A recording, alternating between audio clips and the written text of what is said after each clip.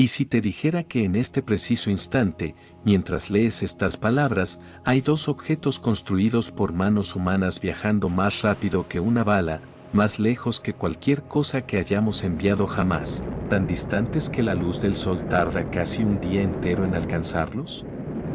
Y aún así, contra toda lógica, contra todo pronóstico, contra el paso brutal del tiempo, siguen encendidos. Siguen hablando. Siguen enviándonos mensajes desde un lugar tan remoto que ni siquiera podemos imaginarlo del todo. Esto no es ciencia ficción. Esto pasó de verdad, y lo que estás a punto de escuchar es una de las historias más increíbles que la humanidad ha protagonizado jamás. Quédate hasta el final, porque hay un momento en este relato, una sola imagen, que tiene el poder de cambiar para siempre la forma en que ves tu vida, tu planeta y tu lugar en el universo. Corría 1977. El mundo escuchaba disco, la Guerra Fría dividía al planeta y las computadoras más potentes ocupaban salas enteras con una fracción de la capacidad de cualquier calculadora de bolsillo actual. Y sin embargo, en medio de ese contexto, un grupo de ingenieros se atrevió a soñar algo descomunal: construir dos naves capaces de cruzar el sistema solar entero y seguir funcionando mucho después de que todos los involucrados en el proyecto hubieran muerto. Sonaba a locura. Sonaba imposible. Y aún así, lo hicieron. Hoy, casi 50 años más tarde, esas dos naves siguen ahí afuera, en la oscuridad más profunda que existe, transmitiendo señales que tardan casi un día en llegar a nosotros. Son Voyager 1 y Voyager 2, y no son solo metal, cables y circuitos. Son la prueba física de que la curiosidad humana no tiene límite, de que la audacia puede vencer al tiempo, y de que hay una terquedad hermosa en seguir adelante incluso cuando nadie más espera que sobrevivas. Hasta el día de hoy siguen siendo, sin discusión, los objetos fabricados por el ser humano que más lejos han llegado en toda la historia. Pero antes de lanzarnos junto a ellas hacia el vacío, detente un segundo y hazte esta pregunta: ¿cómo es posible que una tecnología diseñada hace casi 5 décadas, con una memoria más pequeña que la de un reloj digital cualquiera, siga operando en el frío absoluto y bajo el bombardeo constante de radiación del espacio profundo? ¿Cómo logra una nave con una potencia ridículamente limitada seguir enviando datos desde distancias que se miden en miles de millones de kilómetros, mucho más allá de donde el Sol deja de ser más que una estrella lejana entre otras? La respuesta no es un solo golpe de suerte. Es una combinación de diseño brillante, redundancia obsesiva y decisiones que en 1977 parecían una exageración innecesaria, pero que hoy se ven casi como una profecía cumplida. Empecemos por lo más básico: la energía. Los Voyager no llevan paneles solares, porque a esas distancias la luz del sol se vuelve tan débil que resultaría inútil. En cambio, cargan generadores termoeléctricos de radioisótopos, unos dispositivos que convierten en electricidad el calor liberado por la desintegración natural del plutonio 238. Suena a tecnología sacada de una película, pero en el fondo la idea es sorprendentemente simple: calor constante produce electricidad constante, aunque esa energía se va apagando lentamente con el paso de los años, como una vela que se consume sin parar nunca del todo. Esa disminución gradual no fue un error ni un descuido, era parte del plan original. Los ingenieros sabían que la potencia bajaría año tras año, pero calcularon que lo haría lo suficientemente despacio como para mantener con vida las funciones esenciales durante décadas enteras. Nadie podía asegurar cuántas. Y aquí aparece una de esas coincidencias que parecen escritas por el destino. A finales de los años 70, los planetas gigantes del sistema solar se alinearon de una forma extrañísima, una configuración que solo se repite aproximadamente cada 176 años. ¿Qué significaba esto en la práctica? Que, Por primera vez en más de un siglo, una sola nave podía visitar varios planetas gigantes en un mismo viaje, usando lo que se conoce como asistencia gravitacional, acercarse a un planeta, robarle sutilmente un poco de su energía orbital y salir disparada hacia el siguiente destino como si hubiera recibido un empujón invisible desde el propio cosmos. Sin ese truco gravitacional, el llamado Gran Tour habría sido carísimo, lentísimo, casi imposible de financiar.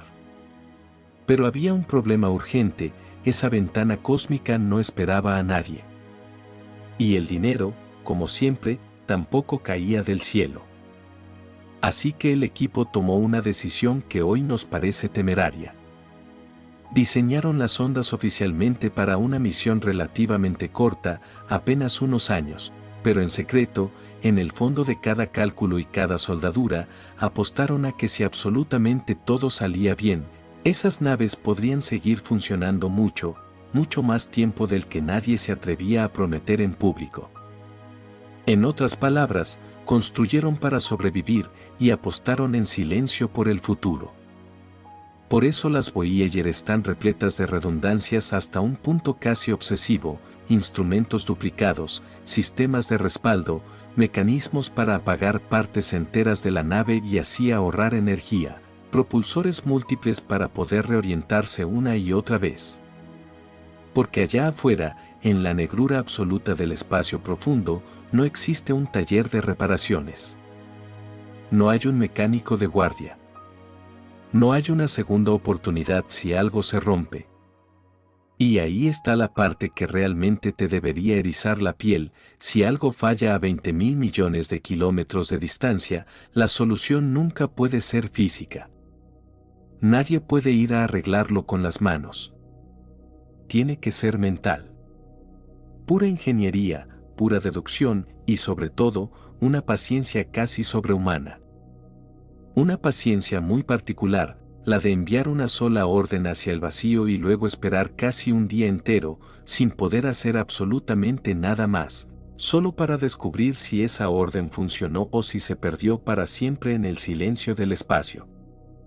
Y es justo en ese punto donde esta historia deja de ser solamente tecnología y se convierte en algo mucho más profundo: un enfrentamiento silencioso entre el tiempo humano y el tiempo cósmico.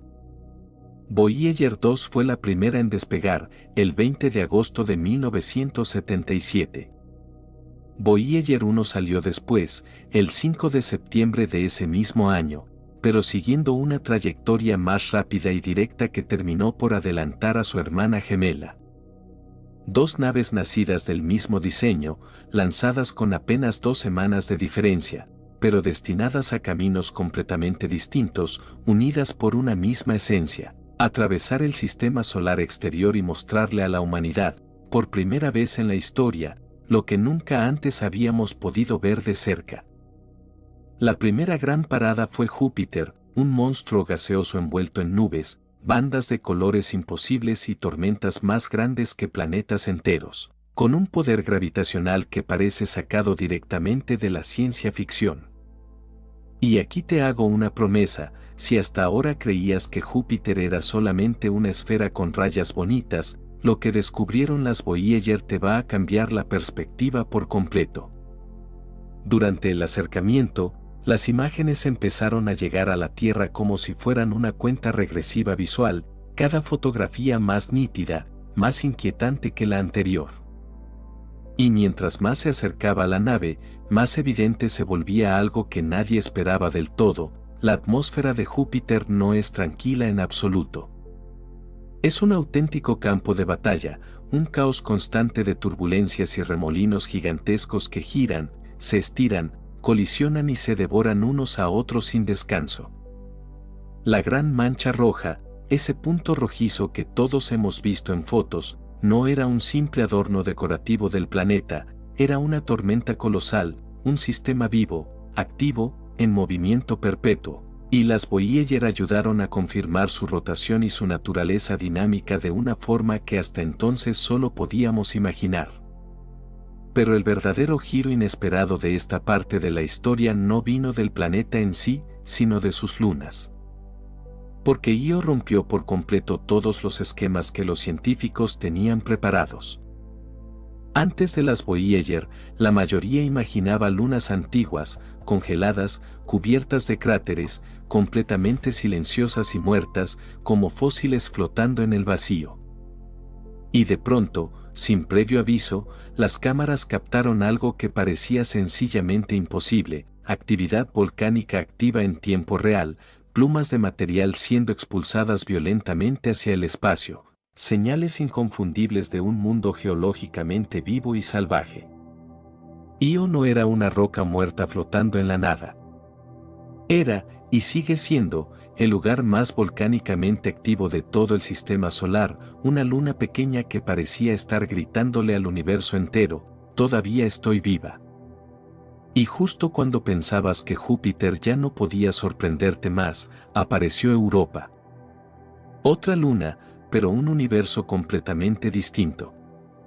Una superficie helada, lisa en apariencia, pero surcada por miles de líneas, fracturas y patrones que parecen auténticas cicatrices grabadas sobre el hielo. Los Voyager no lograron confirmar con certeza absoluta la existencia de un océano bajo esa capa helada, pero sí abrieron la puerta de par en par a una posibilidad que todavía hoy nos quita el sueño: que bajo ese hielo pudiera existir agua líquida. Y si hay agua líquida, tú ya sabes exactamente cuál es la siguiente pregunta, esa pregunta que siempre regresa, que nunca nos deja tranquilos del todo: ¿estamos realmente solos en el universo? Y justo cuando crees que el viaje ya te dio absolutamente todo lo que tenía para ofrecer, aparece Saturno, el planeta que logra que cualquier persona, sin importar la edad, se quede mirando con la boca abierta como un niño pequeño frente a algo mágico. Los Voyager se acercaron y nos revelaron que sus famosos anillos no eran 5 bandas simples y bonitas, como parecía desde los telescopios terrestres.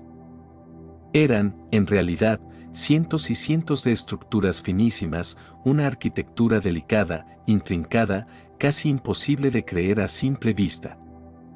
También revelaron la existencia de las llamadas lunas pastoras, pequeñas compañeras orbitales que actúan como manos invisibles, moldeando y manteniendo el orden en algunos de los anillos más estrechos, en una danza perpetua de hielo y polvo cósmico. Y Saturno guardaba todavía otro misterio bajo la manga: fenómenos extraños dentro de sus propios anillos, formas que parecían rayos o sombras radiales que no encajaban con ninguna de las explicaciones simples que existían hasta entonces, como si el planeta entero estuviera susurrando: todavía no entiendes mis reglas. Pero el momento más conmovedor, el más cargado de emoción de todo su paso por Saturno, fue la despedida de Voyager 1. Porque después de completar su trabajo ahí, su trayectoria cambió para siempre. Su rumbo se inclinó bruscamente hacia afuera del plano donde giran ordenadamente todos los planetas, como si comenzara a subir una escalera invisible hacia un territorio completamente ajeno a cualquier mapa conocido. A partir de ese instante, Voyager 1 apuntó directo hacia el espacio interestelar, y desde ese punto en adelante ya no habría más planetas en su camino. Solo distancia. Distancia pura, infinita, silenciosa. Mientras tanto, Voyager 2 seguía su propio destino, completando lo que se conoció como el Gran Tour, un sobrevuelo histórico por Urano y Neptuno. Y aquí un dato que todavía hoy es difícil de asimilar: sigue siendo, hasta el día de hoy, la única nave humana que ha sobrevolado de cerca esos dos mundos helados. Nadie más ha vuelto jamás. Urano se presentó ante nosotros como un planeta radicalmente distinto de lo que los científicos esperaban encontrar. Visualmente más sereno, con menos detalles atmosféricos visibles en sus nubes, pero escondiendo un secreto verdaderamente desconcertante. Su campo magnético resultó estar inclinado de forma extrema respecto a su propio eje de rotación, algo que nadie había anticipado con esa magnitud.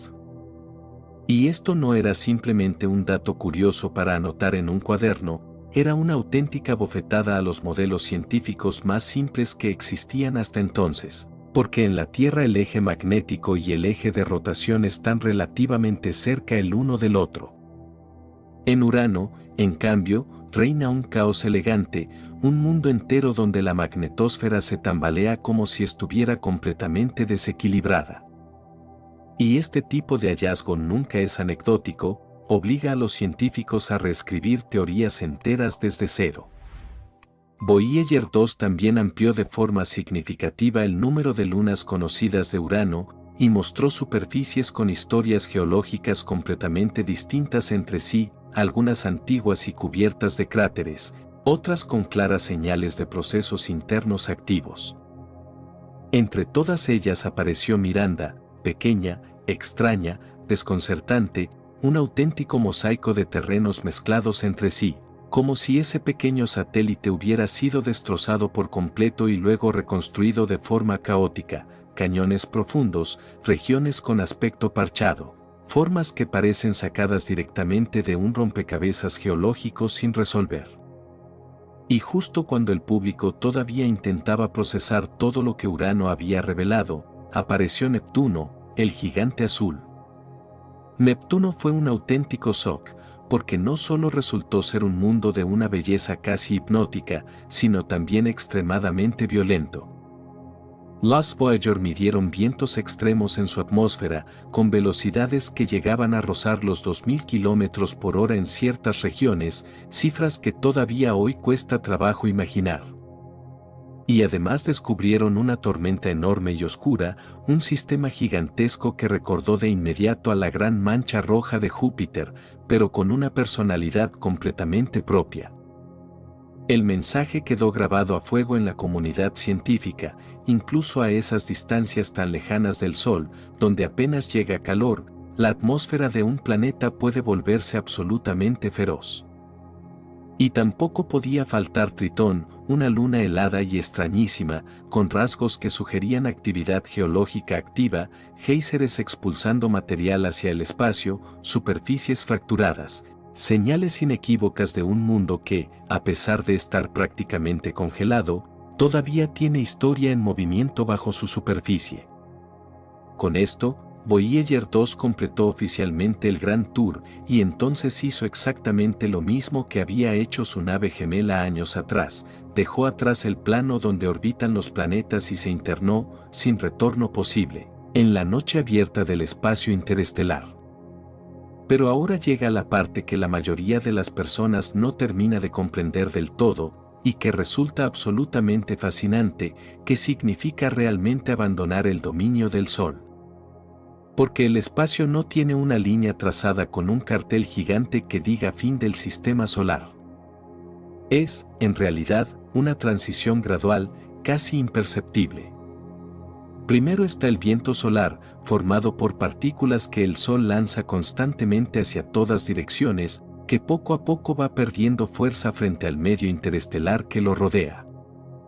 Después viene una región donde ese viento se frena bruscamente, se comprime y se vuelve mucho más denso, una especie de frontera turbulenta y caótica. Y finalmente aparece la heliopausa, ese límite invisible donde el empuje del Sol deja definitivamente de dominar y donde comienza de verdad el auténtico océano interestelar. Voyager 1 cruzó hacia el espacio interestelar en el año 2012. Voyager 2 hizo exactamente lo mismo 6 años después, en 2018. Y lo verdaderamente increíble es que esas mediciones no resultaron tan limpias ni tan predecibles como muchos modelos científicos habían prometido de antemano. Se registraron comportamientos completamente inesperados, detalles que simplemente no encajaban del todo con lo calculado, como si esa frontera cósmica estuviera llena de irregularidades, burbujas magnéticas y cambios abruptos que jamás podríamos haber detectado desde la comodidad de la Tierra. Es decir, las Voyager no solamente viajaron más lejos que ningún otro objeto humano en la historia. También humillaron, con una elegancia casi poética, muchas de nuestras suposiciones más arraigadas sobre cómo funciona el universo. Y aquí es donde la historia se vuelve dramática de verdad, porque por más legendarias que sean estas dos naves, no son inmortales. Nunca lo fueron. Su energía sigue bajando, lenta pero inevitablemente. Sus sistemas envejecen día tras día. Y la radiación acumula daño como un goteo silencioso y constante a lo largo de décadas enteras, corroyendo poco a poco componentes que jamás fueron diseñados para durar tanto tiempo. Y lo más desesperante de todo es que, a estas distancias descomunales, la comunicación se vuelve extremadamente lenta y frágil. Sus transmisores son débiles.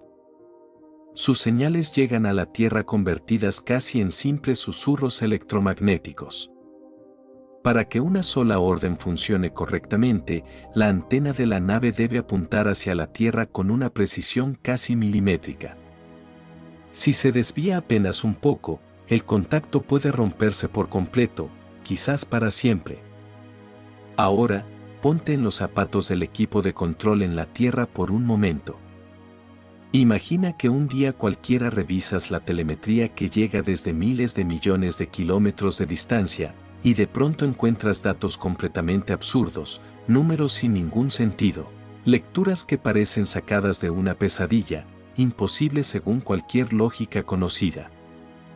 Pero al mismo tiempo, la señal sigue llegando puntualmente y algunos instrumentos continúan enviando datos científicos perfectamente válidos y coherentes. Entonces surge la pregunta que quita el sueño: ¿qué parte del sistema está fallando exactamente? ¿Qué parte está mintiendo y cuál está diciendo la verdad? Esto no es solo un ejercicio hipotético. Ocurrió de verdad.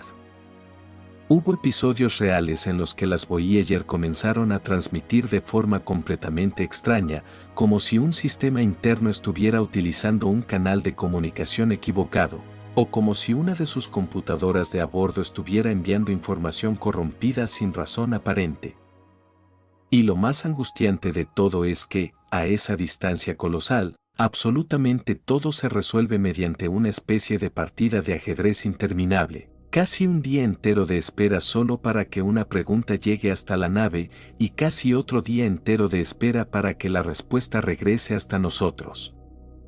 Y cada intento, cada comando enviado hacia esa oscuridad infinita, podría ser literalmente el último si algo sale mal.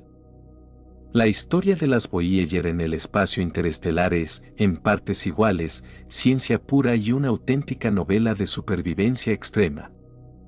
Pero aquí está lo verdaderamente hermoso de todo esto: incluso cuando llegue el silencio final, ese momento inevitable en el que ya no quede energía suficiente para transmitir absolutamente nada, el viaje de las Voyager no habrá terminado en realidad. Las ondas que ya enviaron, cargadas de datos, de ciencia, de historia humana, seguirán su camino durante miles y miles de años, atravesando la inmensidad de la galaxia como si fueran botellas lanzadas al mar más grande que existe, el mar cósmico. Pasarán relativamente cerca de otras estrellas en escalas de tiempo que apenas podemos concebir, decenas de miles, incluso cientos de miles de años en el futuro.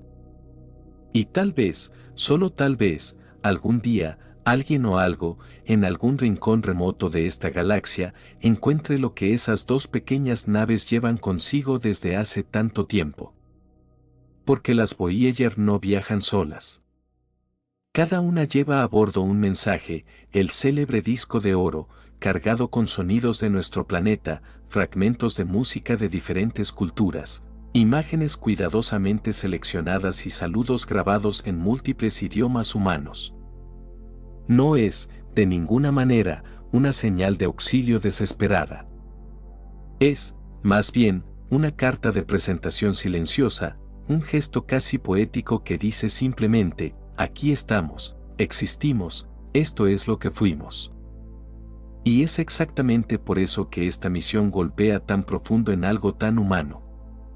No solamente nos mostró otros planetas, otras lunas, otros mundos extraños y maravillosos. También, de alguna forma inesperada, nos mostró a nosotros mismos, reflejados desde la distancia más absoluta que jamás hayamos alcanzado. Y ahora llega el momento que te pedí guardar para el final. El regreso de cámara. Cuando Voyager 1 ya se encontraba a una distancia casi inconcebible, surgió una idea que en su momento pareció completamente absurda y a la vez profundamente hermosa: girar la cámara de la nave por última vez y mirar hacia atrás. No para estudiar ningún planeta nuevo. No para medir ningún campo magnético desconocido. Sino, simplemente, para mirar el hogar. Así nació una de las imágenes más importantes jamás capturadas por la humanidad, el punto azul pálido. La Tierra entera, con toda su historia, toda su gente, todas sus guerras y todos sus amores, reducida a un punto diminuto, casi invisible, suspendido en un frágil rayo de luz solar, perdido en una inmensidad que no tiene borde ni final visible. Esa fotografía no nos hizo sentir poderosos ni especiales. Nos hizo sentir, sobre todo, profundamente responsables. Porque si toda nuestra historia entera, absolutamente todo lo que alguna vez hemos sido, cabe dentro de un solo punto minúsculo suspendido en la oscuridad, entonces cada odio, cada guerra, cada orgullo ridículo y cada rencor absurdo se vuelve automáticamente insignificante. Y en cambio, cada gesto humano de amor, de cuidado genuino, de perdón sincero, se vuelve urgente. Verdaderamente urgente. Así que la próxima vez que pienses en las Voyager, no las imagines simplemente como dos naves viejas perdidas en la oscuridad del espacio. Imagínalas, en cambio, como un espejo. Un recordatorio permanente de que fuimos capaces de construir algo que logró trascender generaciones enteras, algo que sigue viajando mucho después de que sus propios creadores dejaron este mundo, todo impulsado únicamente por un deseo profundamente humano, el deseo de saber, de explorar, de entender un poco más nuestro lugar en este universo inmenso. Gracias de verdad por acompañarme hasta el final de este viaje. Si esta historia te hizo sentir esa chispa de asombro que solo el espacio puede provocar, suscríbete a Cosmos Explicado para que sigan llegando nuevos episodios como este, y no olvides dejar tu like antes de irte. Nos vemos muy pronto en el próximo viaje por el universo.